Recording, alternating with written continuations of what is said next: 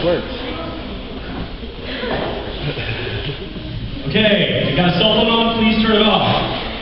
We got a very exciting guy here to talk to you today. He's our keynote speaker. He's a very good friend of mine. We've known each other, what, like 3 or 4 years, maybe? Excuse me, I'm a little winded. I just walked. Yeah. So, I know this guy Chris, we said about 3 or 4 years ago on Facebook, which I'm sure you all are pretty familiar with. If you don't know already, Facebook is a great place for current and former foster youth to reconnect with each other and to make new connections.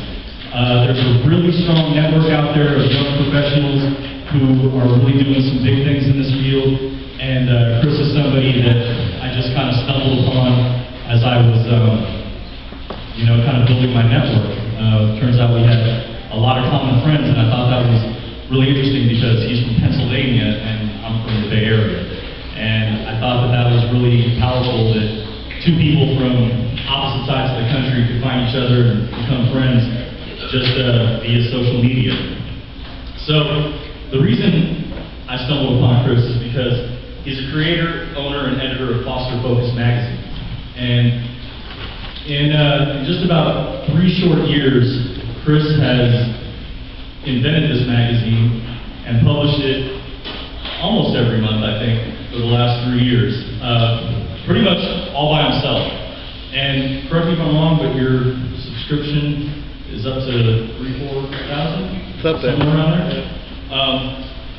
It's America's only monthly foster care magazine. Chris spent 5 years in foster care before he aged out. And he created Foster Focus so others in care would have the most up-to-date information on what's going on in the child welfare systems throughout the country. The magazine has consistently grown as Chris is entering his 4th year in the magazine. He's interviewed celebrities such as Maya Mitchell and Jimmy Graham, and writers from all over the country contribute articles to the magazine, making it one of the leading sources of foster care news and information in the country.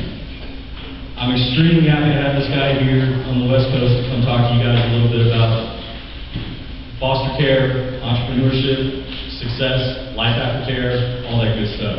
So if you would, please give him a warm round of applause for my good friend, Chris Chmielewski.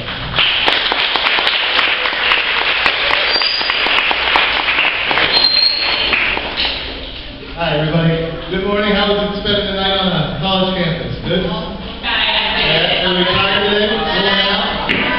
Fantastic. You'll be quiet for me, and I'll enjoy that. Okay. So before I get started, I want to he's leaving the room, but Kevin Bristow is a former foster kid, too. I'm not sure if you guys are aware of this.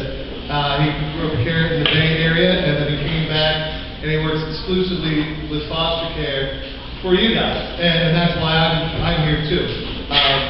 You're going to think that once you get out of foster care, you're going to want to never see it again, but you're going to want to probably come back and help people like yourself who don't know the way, and I hope that you will. And if you do, let me know. I'll write about it.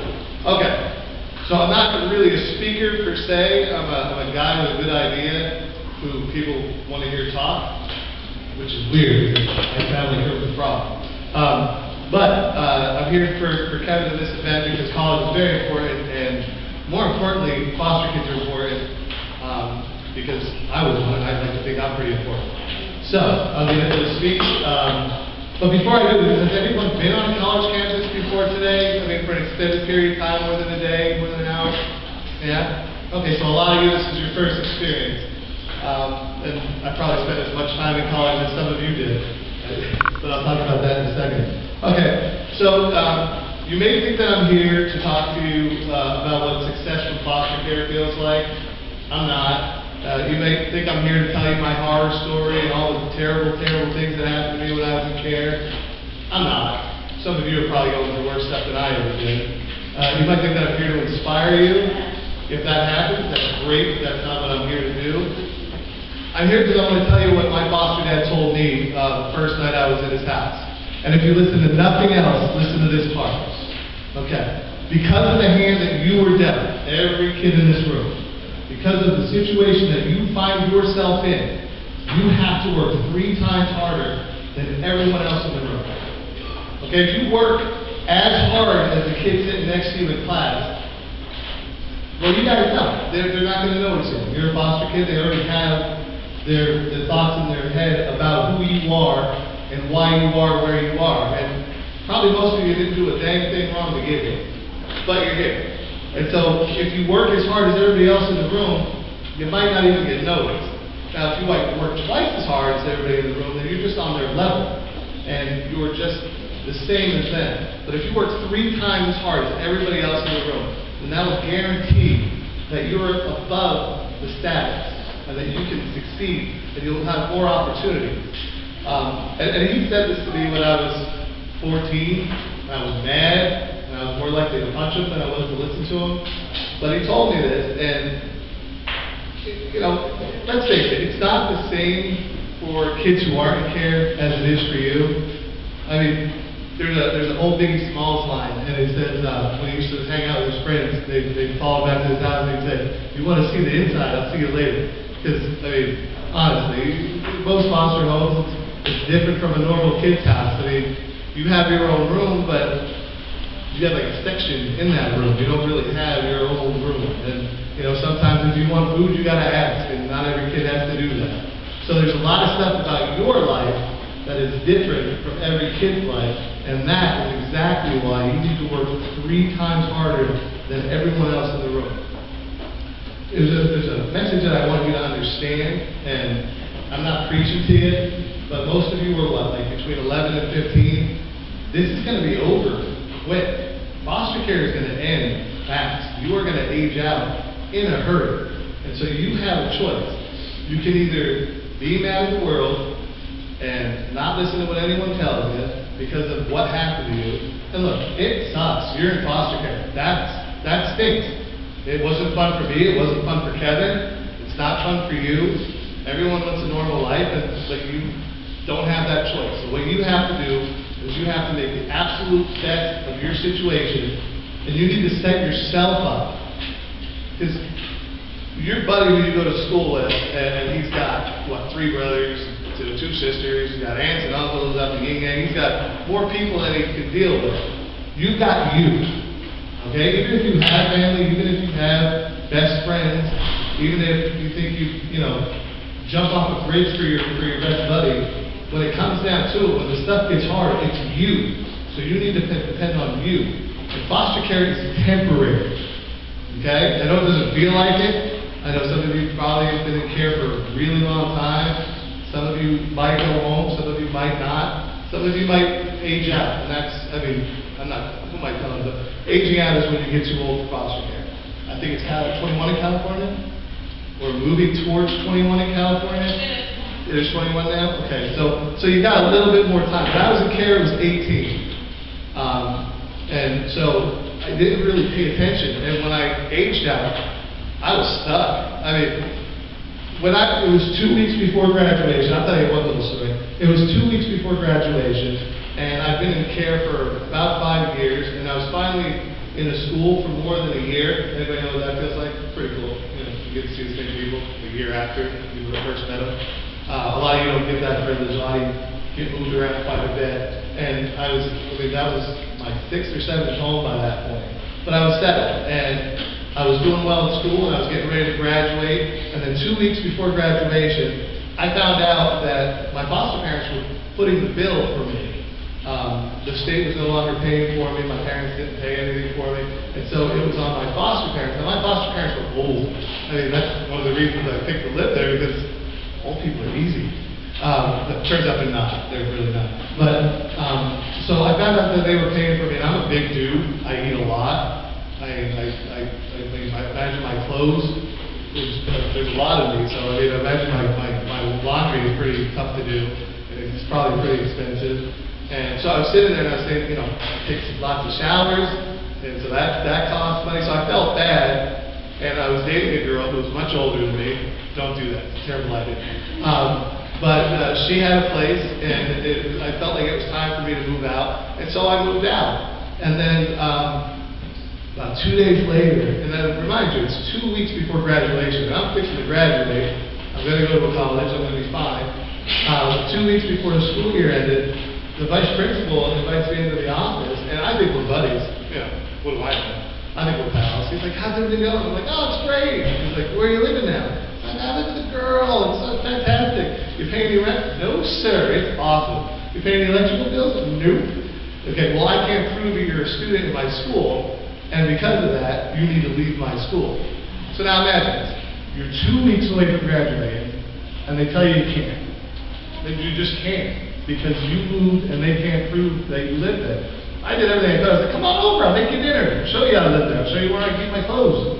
You know, it's fine.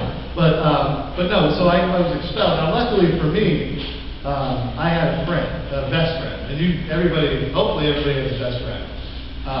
But I did something different. Whereas you probably hope to have the coolest kid in the school as your best friend, I went with the most stable kid in the school because my life was pretty hectic, and I needed somebody who was steady.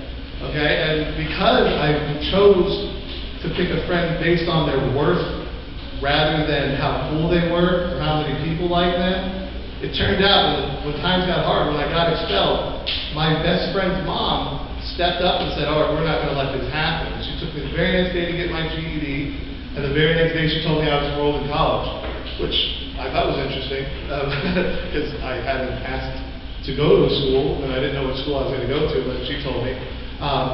So I got lucky, and I had a place to live. Not all of you will be that fortunate unless you take the steps necessary now.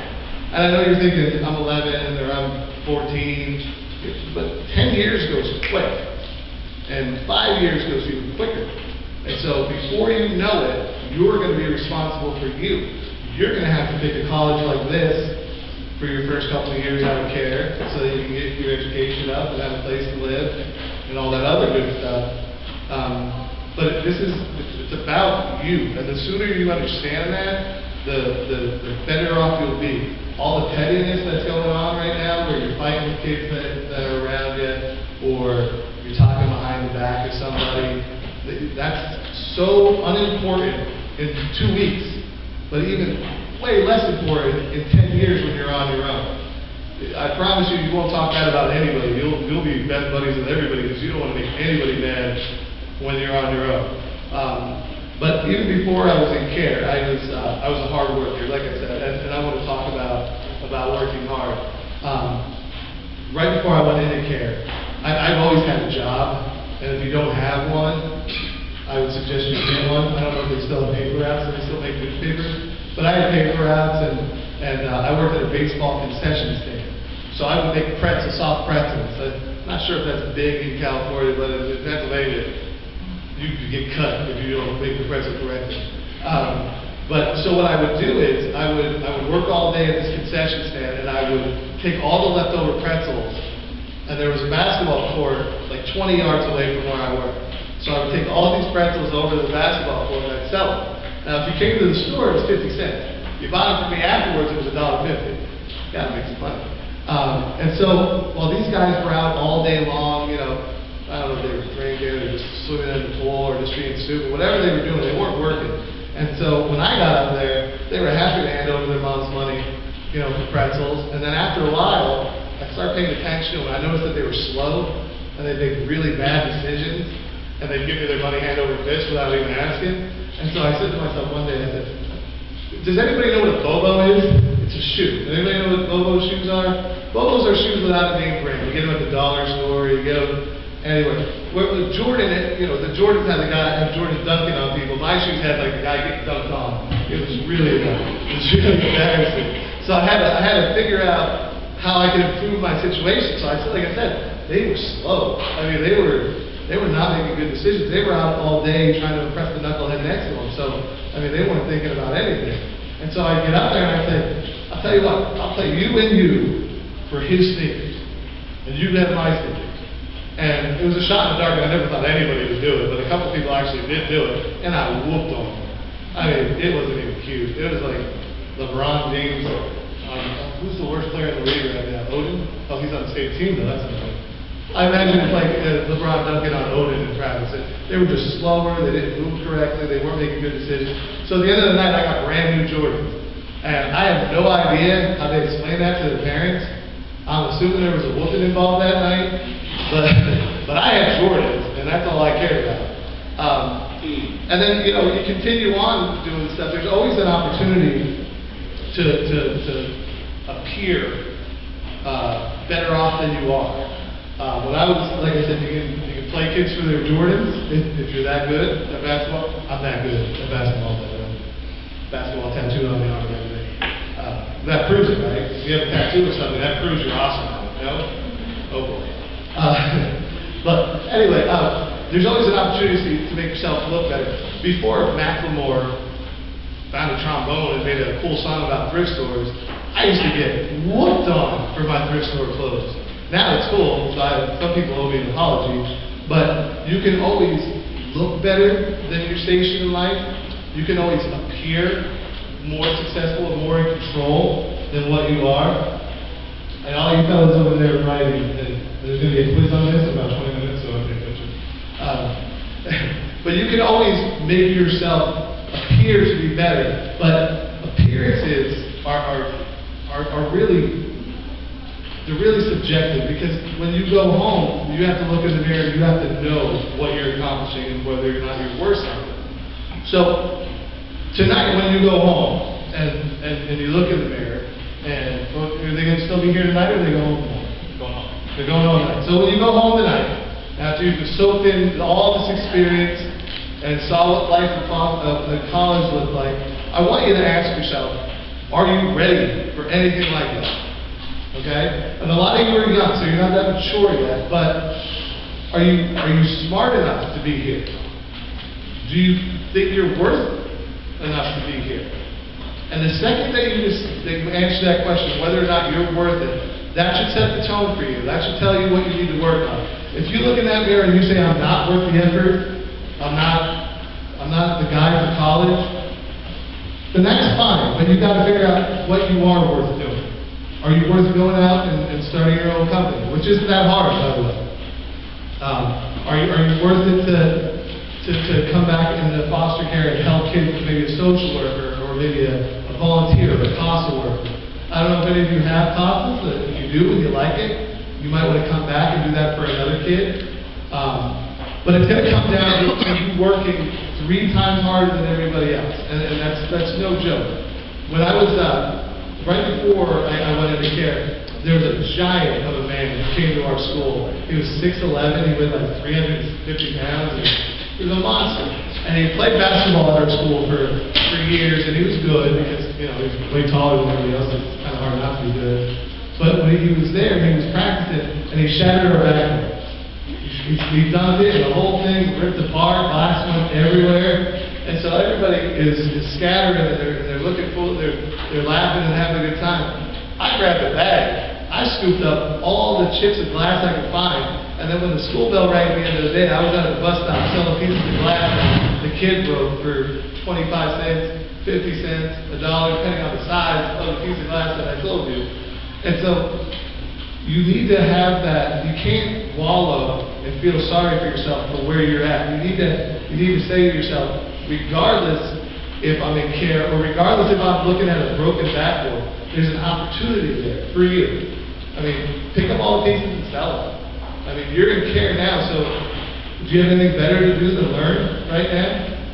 I mean, I don't know how it is for you guys now in care, but when I was in care, there weren't family vacations with foster family. There weren't, you know, weekends at the mall or anything like that. So you have time to learn and to get good at something. Whatever you like. If you're into fashion, sketch all day long.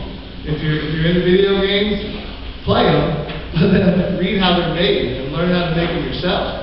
If you like basketball, you like football, you like baseball, there's no reason you can't be the next Jimmy Graham. There's no reason you can't be the next, you know, what's the baseball player? Mike Trout? I heard that name today. Is that a baseball player? Sure. I'll say this.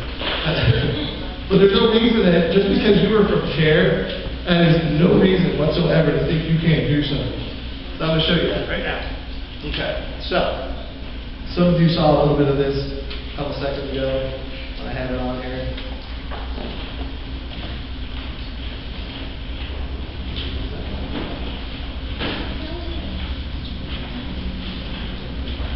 Technical support? Oh, wait, no. Cool. Yeah. There we go. Cool. All right. So these are people who grew up just like you.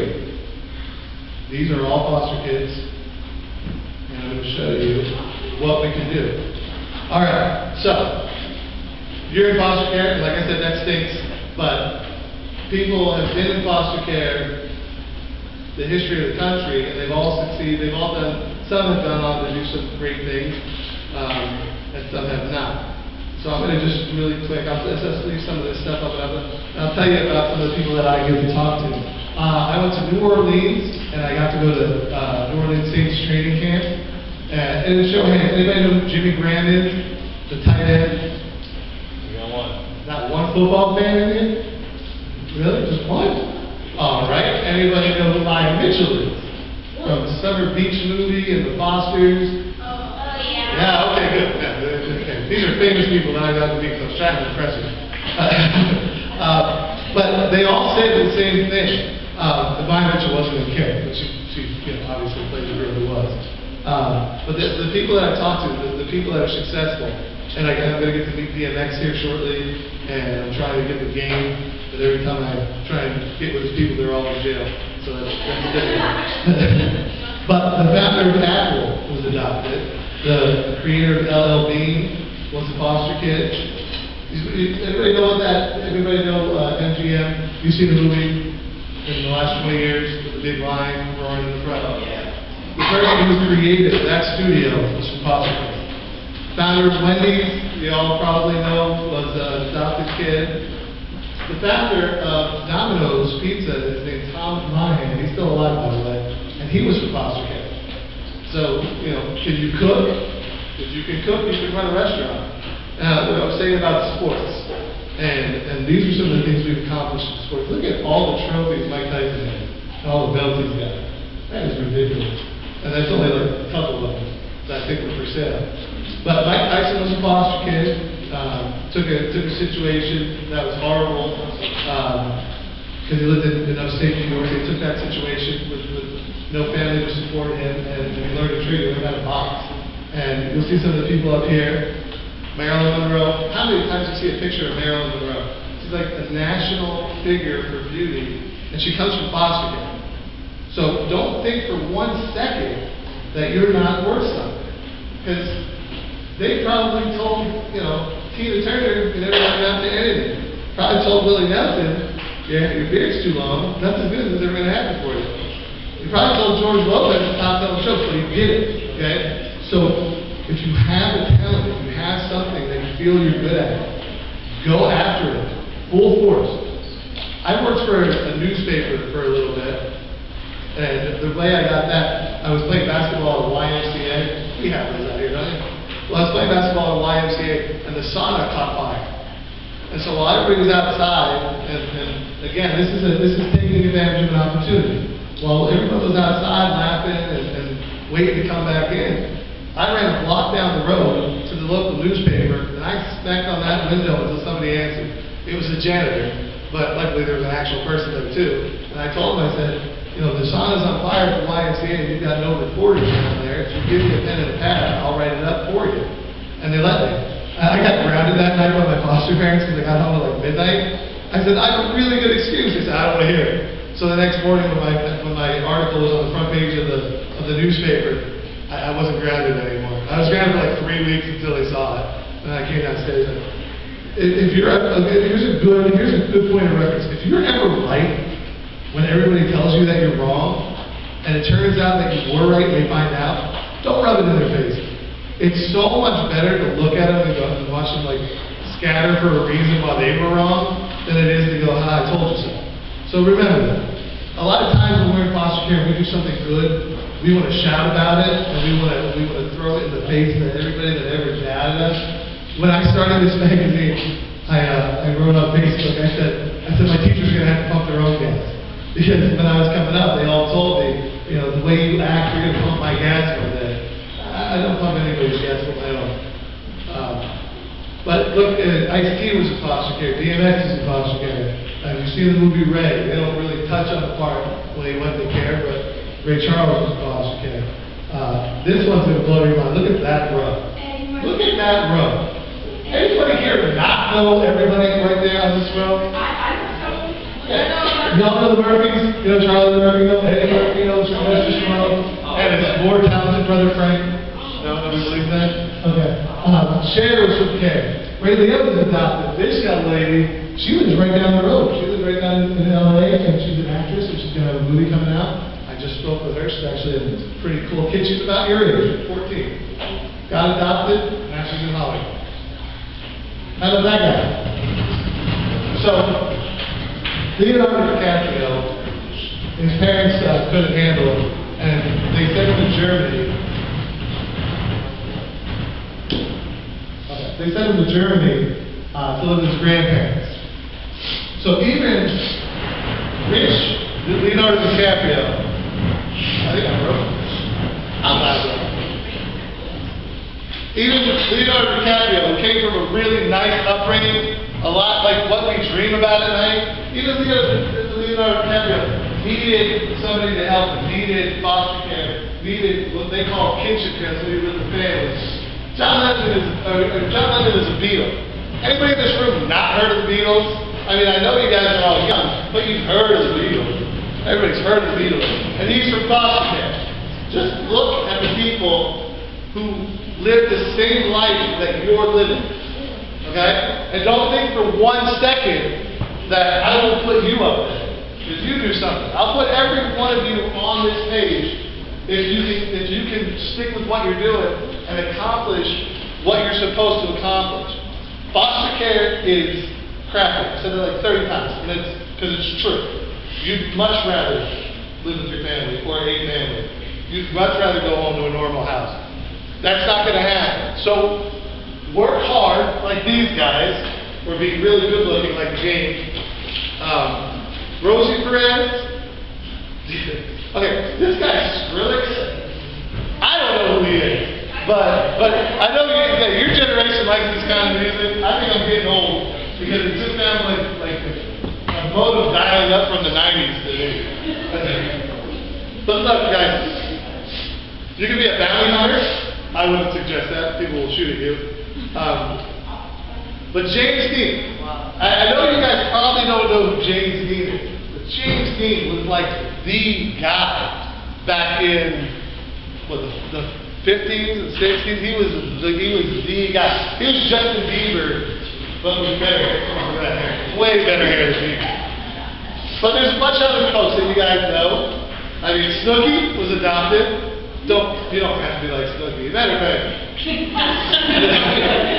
forget the Snooki's up there. Gary Cole, well, maybe not Gary Coleman either, because he jumped on somebody's car. But I mean, anybody know who this fellow is? Derek Clark.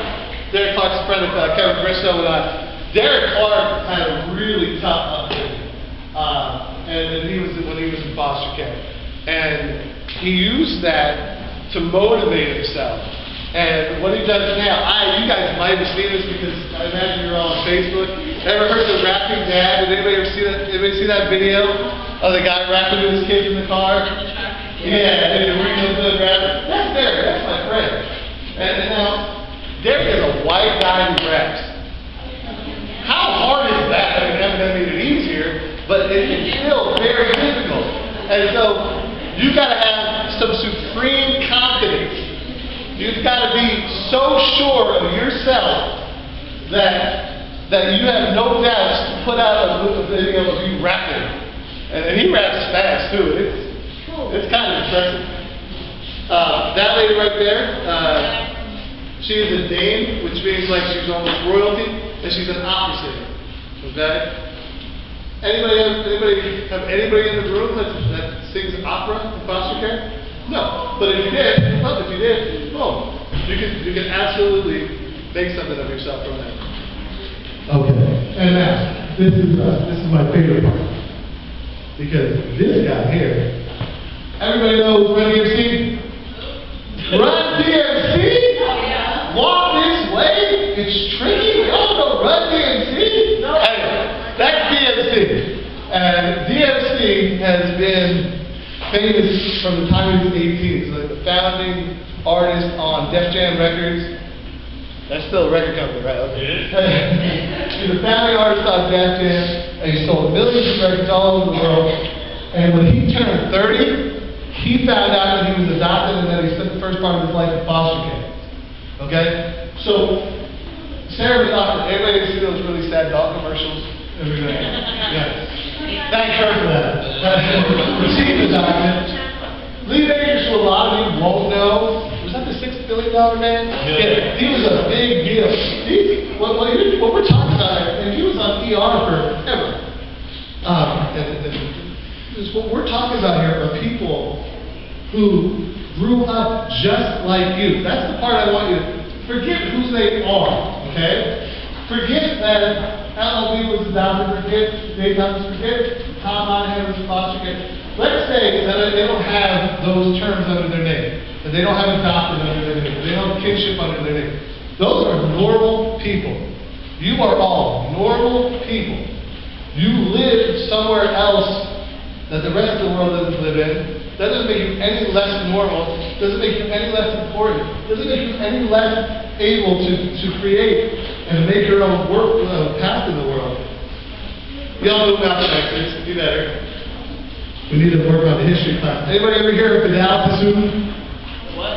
Fidel Sassoon. Back in the 80s and the 90s, Fidel Sassoon was like the hair product to use. I don't even know of a hair product now, but that fellow there, out of nowhere, created his own company. That man has more money than every one of us in this room combined and then given $1 million. So just remember that where you are now, ask that fellow, and he passed away, clearly, but ask that Nelson Mandela if the fact that he was in care held him back at all. And that's what I want you guys to take away. Don't be held back. When I started this magazine, which is an awesome magazine, by the way, it's called Foster Focus, and I'm tremendous. When I started this magazine, there were a lot of people that told me I was wasting my time. There were a lot of people that told me, oh, by the way, that guy right there invented the microwave. Crazy. Yeah, the kid from CARE invented the microwave. So the hot pocket that you get to enjoy, that guy is the reason. And of course, Maya Angelou, who just passed away, and Antoine Fisher, I imagine most of you have seen his movie, and the list goes on and on. But what you need to remember is, it's your opinion that counts. Now when I say that, don't go back to your Kingsburgers and say, Chris said my opinion counts, so I am not going to school this year. That's not what that means at all. You're going to school this year. Hopefully, all of you will go to school this year.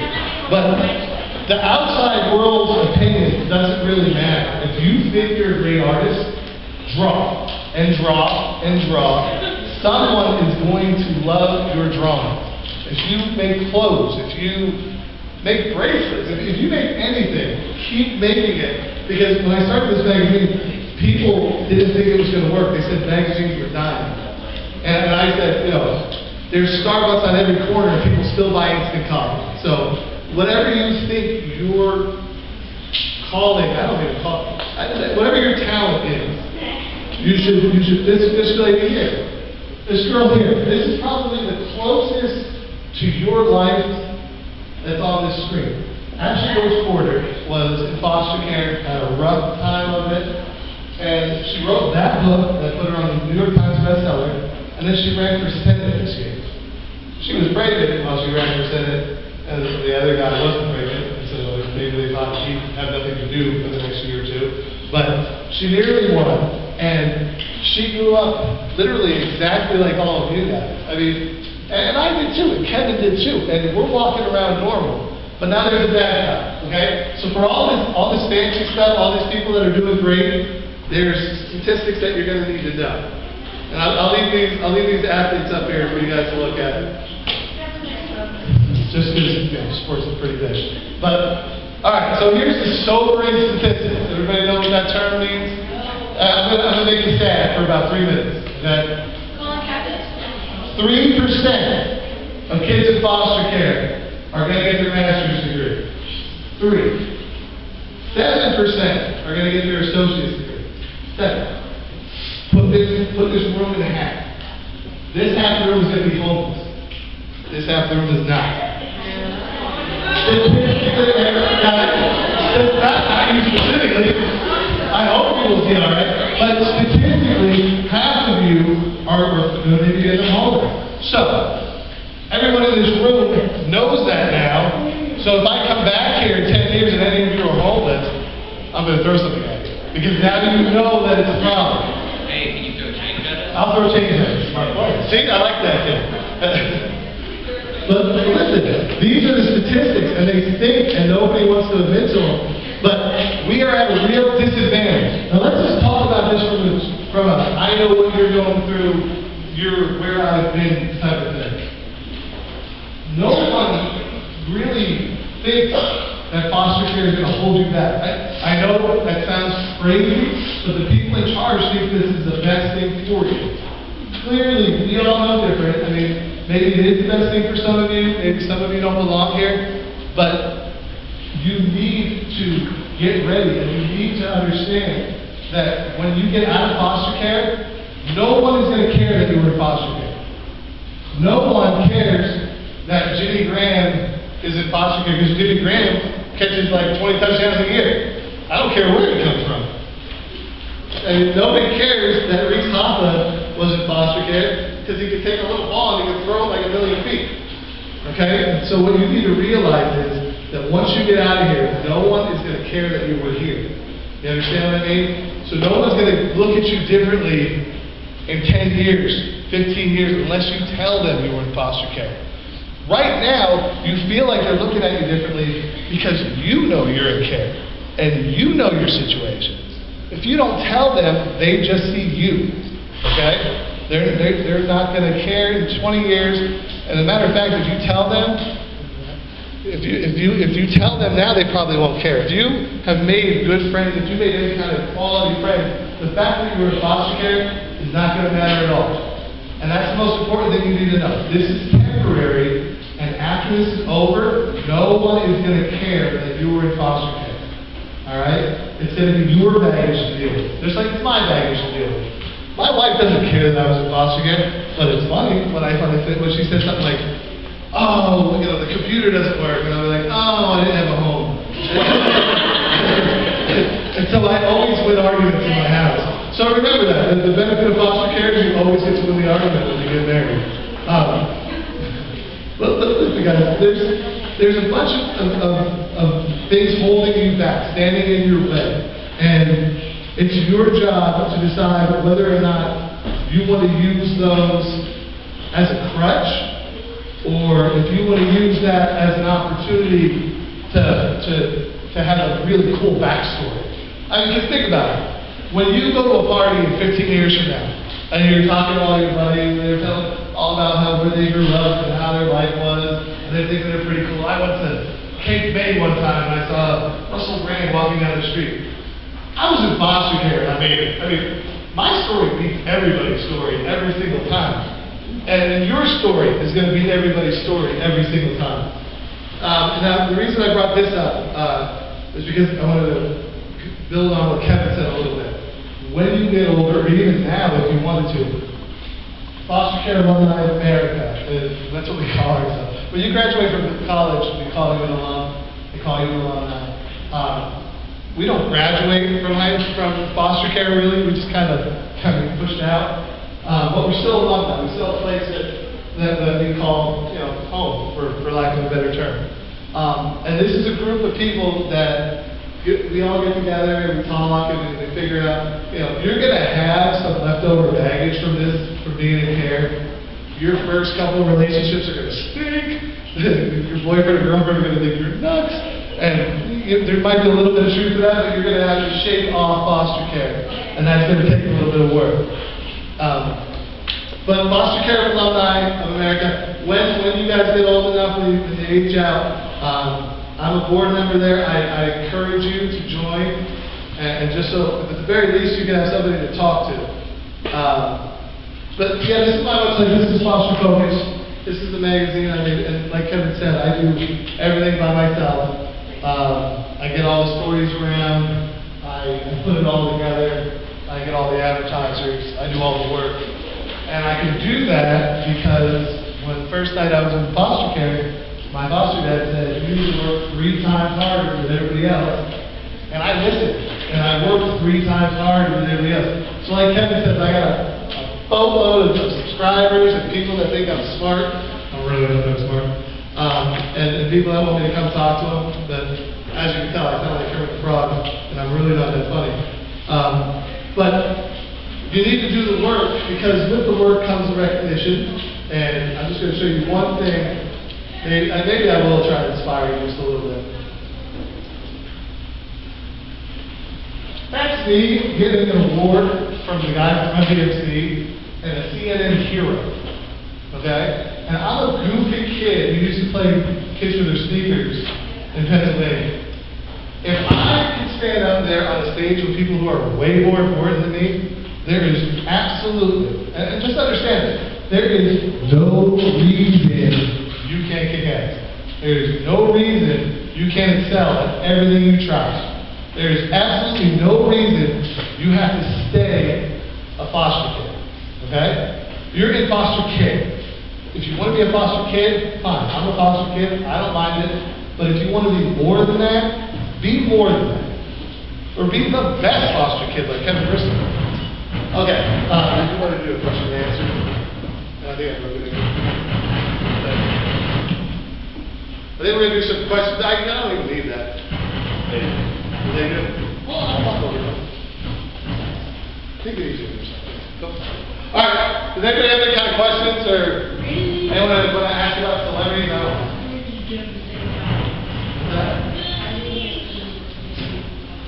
Oh, the goodies. No.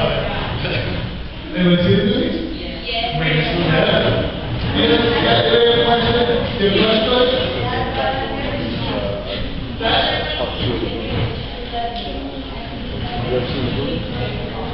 And I see you making fun. In real life. And I see you making fun in real life, and I might not be married.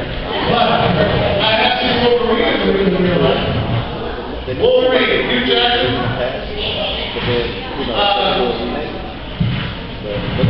And I've seen the people from the Blindside movies in real life. This is terrible. Okay, you.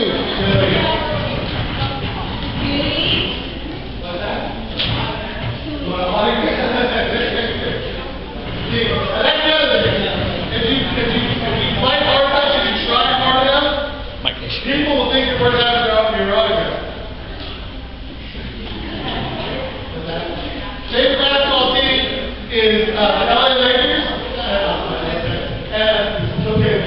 Now they suck. But when I was a kid, we got $150 every 6 months for clothes. We got $150 every 6 months for clothes. And so Kobe Bryant was going to get drafted, and everybody said the Charlotte Hornets were going to draft him. So I spent that whole $150 on the Charlotte Hornets clothes. Everything I could find for $150. Clearly the Lakers made the trade, and Kobe Bryant was the Lakers. So the very next day I threw away all my Hornets stuff, and I had a Sharpie, I got a white t-shirt, and I made my own Lakers jersey. I got to make fun of it, but I had my own Lakers jersey. Yes. No, Michael Jackson had a far more troubling life than any foster kid will have. No, Michael Jackson was not a foster kid. Michael Jackson actually grew up in a family of 8 kids and a really strict dad. A really strict dad. Yes, sir.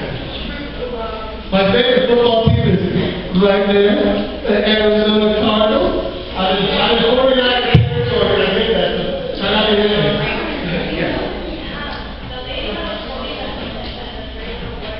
Yeah.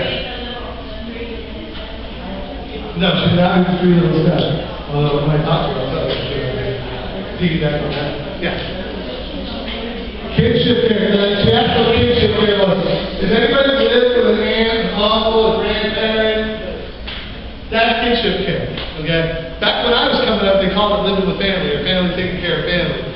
And then you have informal kinship care where it's just like, your aunt takes you in and doesn't have. And then the formal kinship care where the state will help your whoever's taking care of you with money and paying for stuff. Hands, shut it. What are you running? Down that. Is that real? Is that still a game? Same guy? Same little guy with the funny hat? Blake? Wow. Yes. Have I confirmed Michael Jackson? No, this will be a court testimony by Michael Jackson. No, I haven't. And he's been dead for a couple of years now. So, 5 years? You got all Michael Jackson years? Yeah. Yes.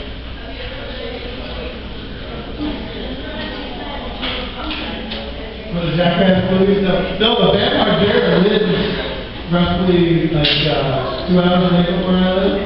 So I've seen his house and stuff. Yes. Autographs. I'll tell you what, I actually do these autographs a lot, and I don't understand it, but I do. Yes, lady, let us shout for me. Shout. Is she dead? No, she's very much alive.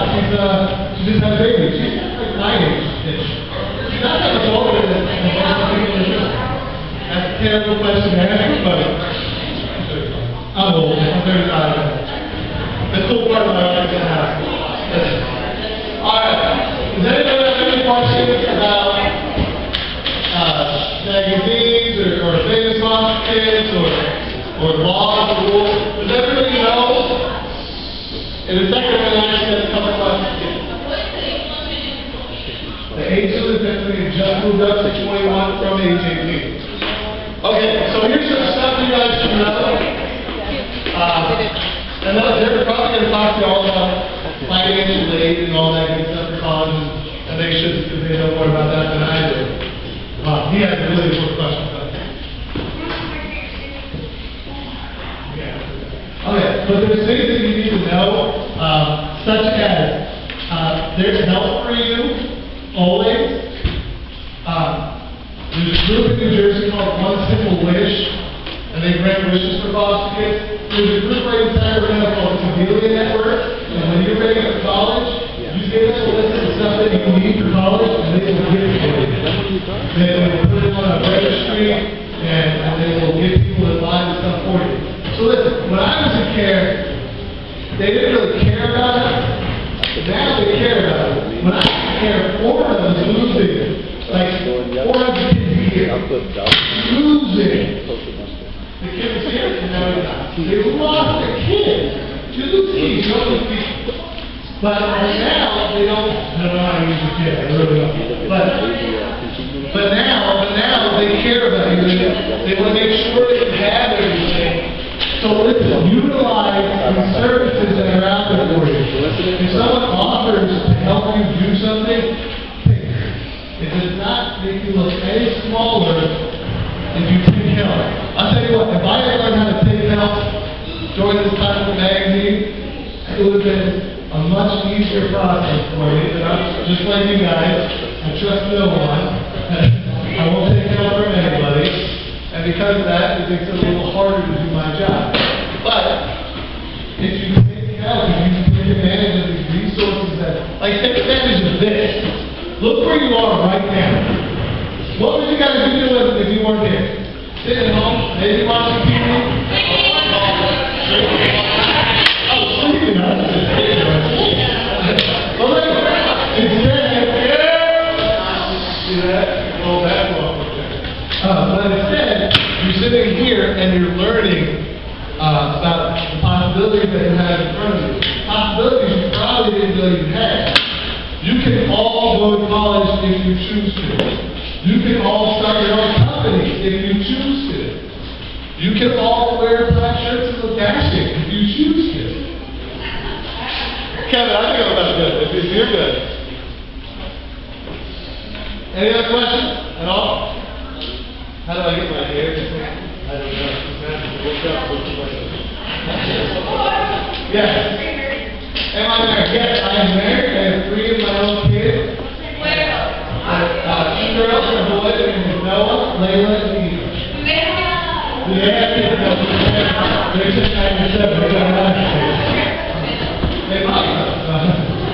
But yeah, no, and you can have a normal life. You don't get married, you don't have kids. So you don't have to decide whether you want to do a kid from foster care or if you just want to do the success stories of life. Because like I said, your stories in college are going to be awesome. They're going to be way better than anyone else. Yes. How long have I been married? I've been married 11 years. I've been married 11 years. We got married and then had babies. Shortly there.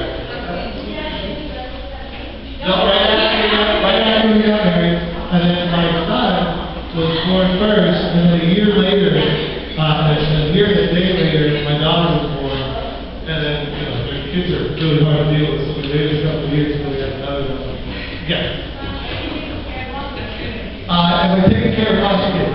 I would like to think that what I do is taking care of foster kids, but yes, I'm going to more than likely the next 4 or 5 years become a foster parent, and I just had a kid in New Jersey the other day that I wanted to add to my family. So I'll probably end up adopting before I foster, but my kids are a little older, I'll probably go foster. Yeah.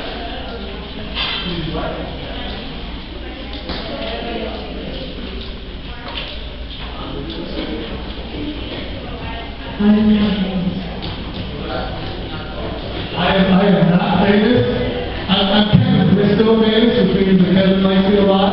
And so, people know me. But no, I don't think I'm famous. I get to talk to famous people, but I don't think I'm famous. Well, how does someone become famous? Work 3 times harder than everyone else in the room.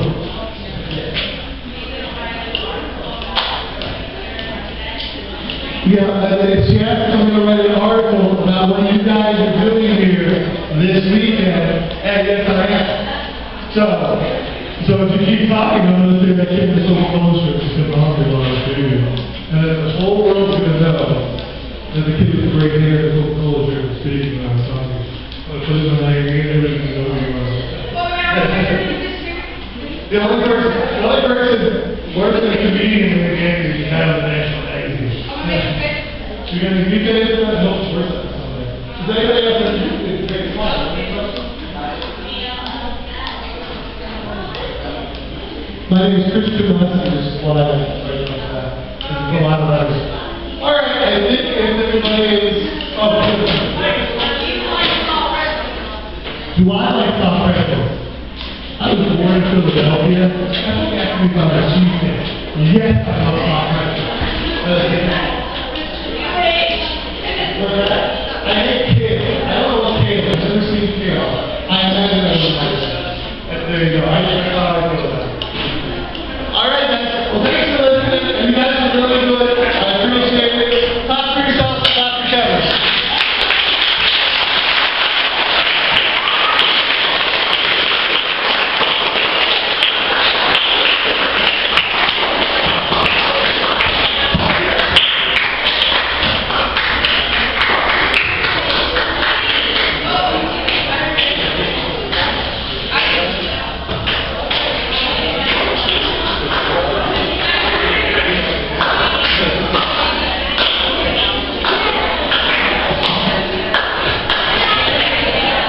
If you can hear me clap twice.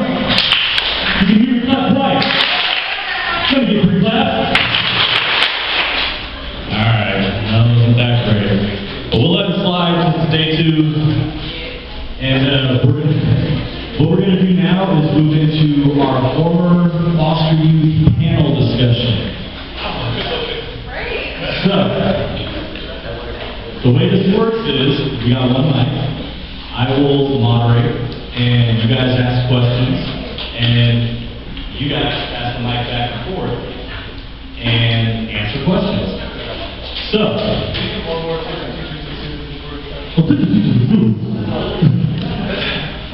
you guys probably NBC, Saturday nights, 11:30. Tune in.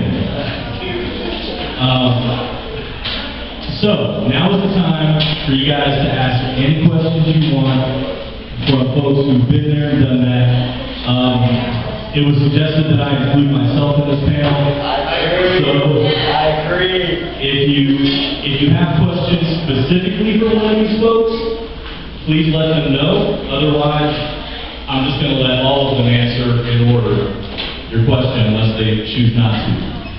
So we're going to do this like proper young ladies and gentlemen, and we're going to raise our hands and we're going to be respectful when others are talking, right? Everybody good with that?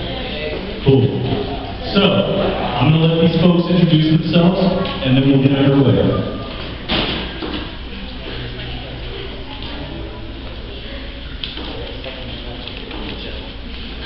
My name is Taylor. I am 23, and I currently work for Merced County as an ILP intern worker, and I also am a member of California Youth Connection, CYC. I know Stockholm talked a little bit about that yesterday. Hi, my name is Mira. I am a current graduate student here at UC Merced and majoring in microbial evolution. I've been in the foster system for 6 years from 12 HD and have 3 daughters. Hello, my name is Jonathan Heflin. I did foster care for pretty much my entire life. I'm a junior coming this August. I'm a social science major and I plan on doing it for sociology.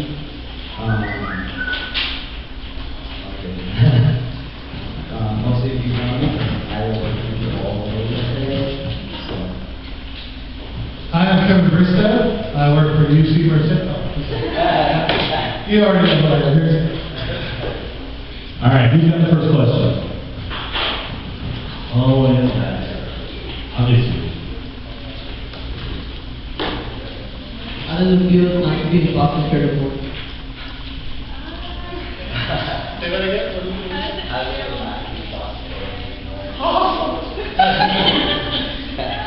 I think it depends on the day. Being a grown-up is a lot harder than it seems. When you go to work all week and then you have to pay bills, it kind of sucks. But being able to pay my own bills is pretty awesome. So it really just depends on the day for me. Yeah, so going off what she said, I sometimes wish I could go back to high school because it was so much easier and I had so much more fun in high school. Well, not necessarily all the time, but anyway. I had really good foster parents, so I loved it there, and it, I guess it does depend on the day. Sometimes it sucks because you got to work all day, get things done, get bills paid, but other than that, you should just take advantage of high school where you don't have any responsibilities, just like go to school, get your stuff done. I say I like being out of foster care because now I'm basically responsible for myself and I don't have someone looking over my shoulder 24/7. It's my shoulder I have to be looking out for.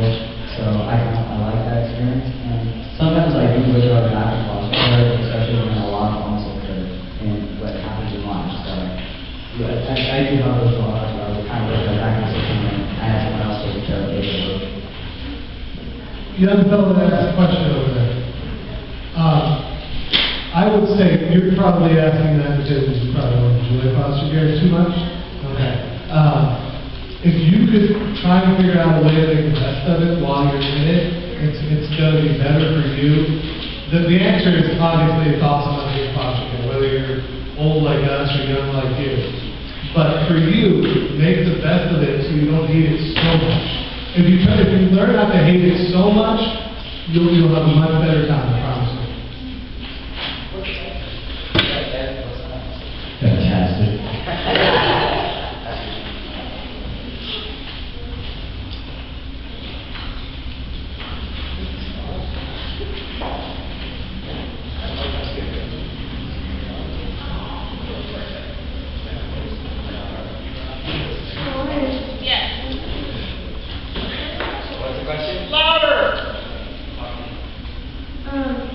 So how is it like when you first started foster care?